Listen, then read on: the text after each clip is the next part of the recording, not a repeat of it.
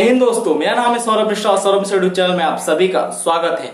तो एसएसजीडी का अगर आपने फॉर्म भरा है तो आपको प्रॉपर नॉलेज होना चाहिए कि एसएसजीडी का फॉर्म भरने के बाद क्या क्या डॉक्यूमेंट आपको कैरी करके रखना है, कैसा कैसा डॉक्यूमेंट आपको बनाना है, जैसे कि resident certificate, OBC certificate, central level का ओबीसी सर्टिफिकेट परफॉर्मा कैसा होता है, दिखता कैसा है सेंट्रल लेवल का ओबीसी सर्टिफिकेट, रेजिडेंट सर्टिफिकेट क्या होता है, परमानेंट रेजिडेंट सर्टिफिकेट क्या होता है, इस सब के बारे में आपको ए टू जेड पूरी जानकारी मैं देने वाला हूँ। मेरा नाम है सौरभ मिश्रा, सौरभ मिश्रा यूट्यूब चैनल में आप सभी का स्वागत है। तो आइए बात करते हैं डॉक्यूमेंट्स के बारे में। तो अगर आपने एसएसजीडी का फॉर्म अप्लाई किया है तो आपका डॉक्यूमेंट सबसे मेन इंपॉर्टेंट जो कि जनरल है, ठीक है, आप अगर जनरल से अप्लाई कर रहे हो एसएसजीडी का फॉर्म तो आपके पास रेजिडेंट सर्टिफिकेट होना बहुत जरूरी है। रेजिडेंट सर्टिफिकेट कैसा होता है? तो रेजिडेंट सर्टिफिकेट ऐसा होता है मेरे दोस्त, ये आप देख पा रहे हो, पूरा ऐसे ही रेजिडेंट सर्टिफिकेट बनता है। ये आपका है resident certificate, permanent resident certificate, इसको कहते हैं पीआरसी, ठीक है। आप क्या बोलते हैं, निवासीय प्रमाण पत्र इसको कहा जाता है। ये है पीआरसी, परमानेंट रेजिडेंट सर्टिफिकेट। इसके बाद आता है आपका ओबीसी, जो आपकी ओबीसी होता है, ठीक है ना, जो आपका बैकवर्ड लोग होते हैं उनका ओबीसी सर्टिफिकेट बनाया जाता है। ओबीसी सर्टिफिकेट कैसा दिखता है? इस टाइप का दिखता है। ये 2014 का है, ठीक है। इसके बाद अभी मतलब डेवलप होते होते अभी देखिए, अभी का जो ओबीसी सर्टिफिकेट है सेंट्रल लेवल का, वो कुछ ऐसा दिखता है जिसमें फोटो लगा हुआ रहता है।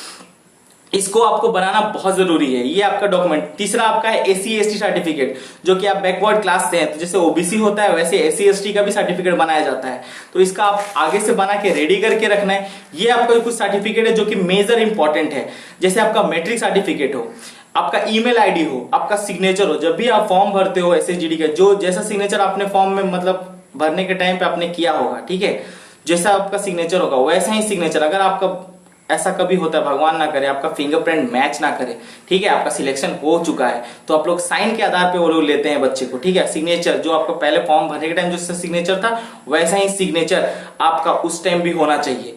तो सिग्नेचर पूरा दोस्तों अच्छे से करें। आपका ओबीसी सर्टिफिकेट जो सेंट्रल लेवल का होता है वो ऐसा दिखता है, ठीक है। आपका रेजिडेंट सर्टिफिकेट जो होता है, जो कि डिस्ट्रिक्ट वाइज आपका सिलेक्शन होता है। एक चीज याद रखें कि अगर आप, जैसे कि मैं कहता हूं कि आप कोई डिस्ट्रिक्ट से, जैसे कि मैं सुंदरगढ़ डिस्ट्रिक्ट से बिलोंग करता हूं, तो मैं सुंदरगढ़ डिस्ट्रिक्ट का ही जो परमानेंट रेजिडेंट सर्टिफिकेट में बनाऊंगा वो सुंदरगढ़ डिस्ट्रिक्ट का ही बनाऊंगा। जैसे मैं कटक और बरहमपुर से बिलोंग करता हूं, अदर डिस्ट्रिक्ट से बिलोंग करता हूं, तो मैं अदर डिस्ट्रिक्ट से ही अप्लाई करूंगा। इस डिस्ट्रिक्ट से मैं अप्लाई नहीं करूंगा, क्योंकि मेरे पास जो रेजिडेंट सर्टिफिकेट है वो अदर डिस्ट्रिक्ट का है, इस डिस्ट्रिक्ट का नहीं है।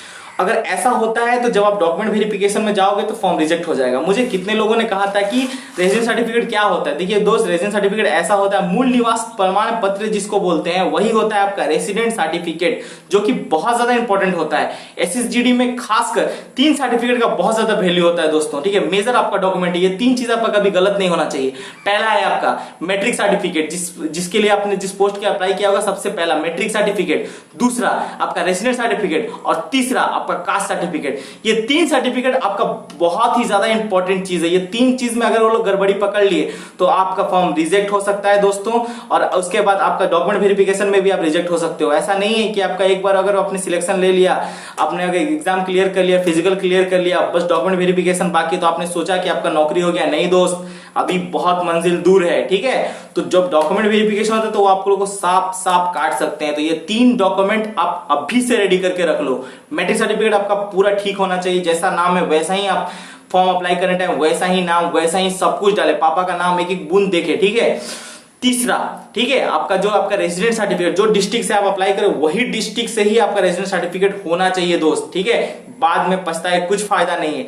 और चौथा, ठीक है, सबसे अहम चीज ये है आपका सेंट्रल लेवल का ओबीसी सर्टिफिकेट, एससी सर्टिफिकेट, ठीक है। और एक चीज, जो लोग बोल रहे हैं ना कि बाद में अगर आप सेंट्रल लेवल का एससी एसटी या ओबीसी सर्टिफिकेट बनाओगे तो वो काम नहीं आएगा, मैं पहले ही बोल दूं, आप पहले से अभी से अप्लाई कर दो ओबीसी सर्टिफिकेट या SC ST certificate central level का। ऐसा कोई प्रॉब्लम नहीं है कि बाद में आप बनाओगे तो नहीं लेते हैं, लेकिन आपके पास पुराना सर्टिफिकेट का परफॉर्मा होगा, आपने पहले भी सर्टिफिकेट बनाया होगा, SC ST OBC central level का बनाया होगा, अगर वो मतलब एक्सपायर हो चुका है, आपने अभी नया बनाया है, जब आप डॉक्यूमेंट वेरिफिकेशन में जाओगे तो वो लोग बोलेंगे पुराना, तो बोलना सर पुराना का तो डेट खत्म हो गया था, तो हम लोगों ने नया बना के लाया, तो उसमें कुछ प्रॉब्लम नहीं। लेकिन बस सर्टिफिकेट में आपका प्रॉब्लम नहीं होना चाहिए दोस्त, गलती नहीं होना चाहिए, गलती यही जगह है। और आधार कार्ड में भी अपना नाम पूरा करेक्शन कर लें।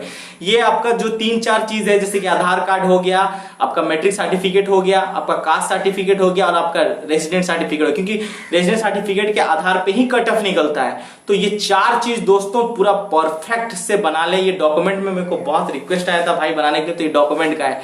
ये 4 चीज पूरा आपका परफेक्ट होना चाहिए, ठीक है। और मैंने आपको दिखा दिया, देखिए रेजिडेंट सर्टिफिकेट, ये आपका कास्ट सर्टिफिकेट जो आपका ओबीसी सेंट्रल लेवल का है, पुराना नया, ठीक है, दिल्ली का है, वो महाराष्ट्र का है, अलग अलग है, फिर भी ठीक है।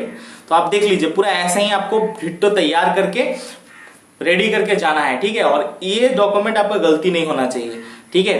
तो ये कुछ मेजर डॉक्यूमेंट्स थे जो आपको बनाना बहुत जरूरी है, ठीक है। मैंने आपको परफॉर्मा भी दिखा दिया है, ऐसे ही आपका डॉक्यूमेंट रेडी होता है, ठीक है। आपका फॉर्म बाद में, मतलब अगर आप फॉर्म भर दिए हो, अपना फिजिकल क्लियर कर लिया, इसका एग्जाम क्लियर कर लिया, अब डॉक्यूमेंट वेरिफिकेशन की बारी है, तो ये 4 चीज आप अभी से बना के रख लो, ठीक है। ये सब 3 साल तक वैलिड होता है। आपका ओबी सर्टिफिकेट भी 3 साल तक वैलिड होता है सेंट्रल लेवल का, ठीक है। आपका एसी सर्टिफिकेट भी 3 साल तक वैलिड होता है सेंट्रल लेवल का।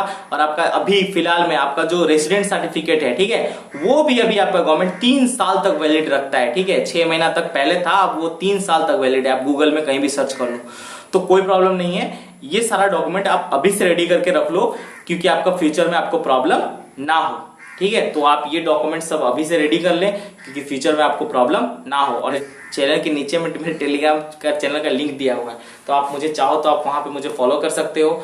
और मुझे लोग बोलते हैं कि क्या भाई, तो टेंशन ही कोई नहीं है बात, ठीक है। सौरभ मिश्रा है आपके साथ। मैं आपको अपने जो इंस्टाग्राम आईडी इसलिए नहीं दे पाता हूं, क्योंकि मैं इंस्टाग्राम पे उतना एक्टिव रहता नहीं हूं, ठीक है ना। मैं सोशल मीडिया प्लेटफॉर्म पे उतना एक्टिव नहीं रहता, इसीलिए मैं देता नहीं हूं, ठीक है।